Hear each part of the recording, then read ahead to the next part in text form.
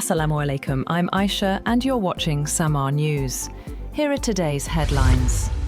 The United States is preparing for the possibility of a major expansion of military operations against Iran. Senior US officials say no final decision has been made, but military preparations are already underway should the White House approve a broader campaign. The officials told Fox News that President Donald Trump is expected to decide in the coming days whether to widen the US military campaign against Iran. According to the officials, if Trump authorizes a return to full-scale combat, the offensive would be far more intense and extensive than the 9 consecutive nights of US airstrikes that began on July 7th.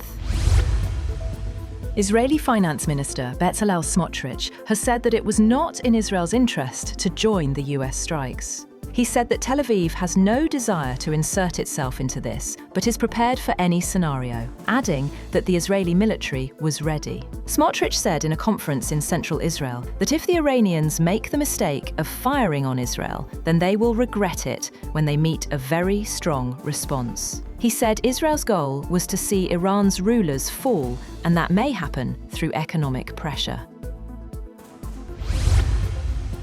President Donald Trump has threatened a massive response to the killing of any American soldier by Iran. In a social media post, Trump said that Iran would pay many times over for every US soldier killed. He said the directive had been passed to Pete Hegseth, General Daniel Kaine, and senior US military leaders. In a separate post, Trump hit back at New York Mayor Zohran Mamdani and defended Benjamin Netanyahu's actions against Iran, guaranteeing the Israeli leader would not be arrested in the US despite an International Criminal Court warrant issued against him.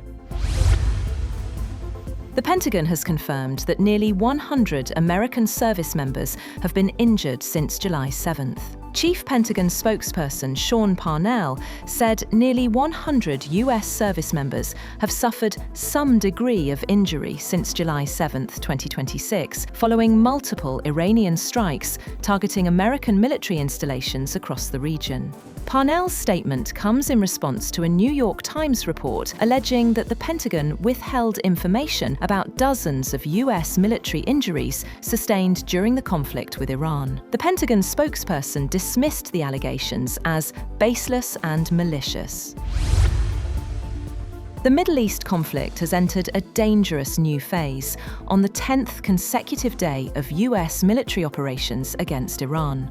According to the US Central Command, American warplanes carried out another round of attacks targeting Iranian military command centers, missile launch sites, drone launch facilities, and air defense installations.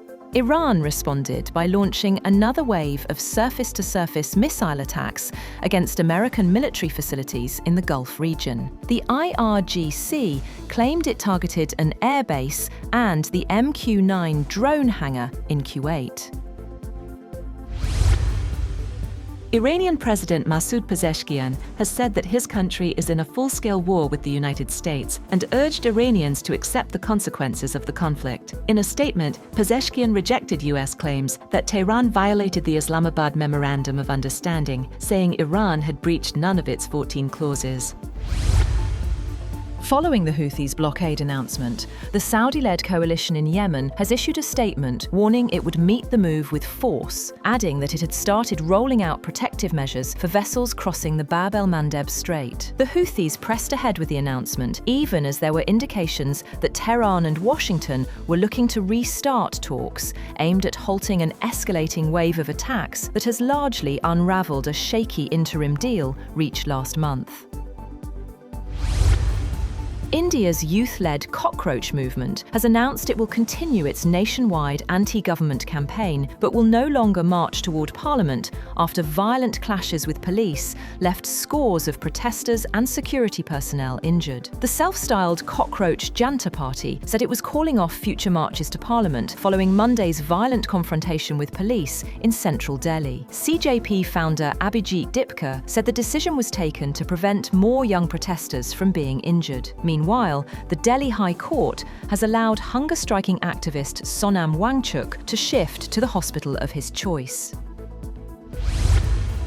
That's all for now. For more updates, visit www.samaa.tv. Thank you for watching Samaa News.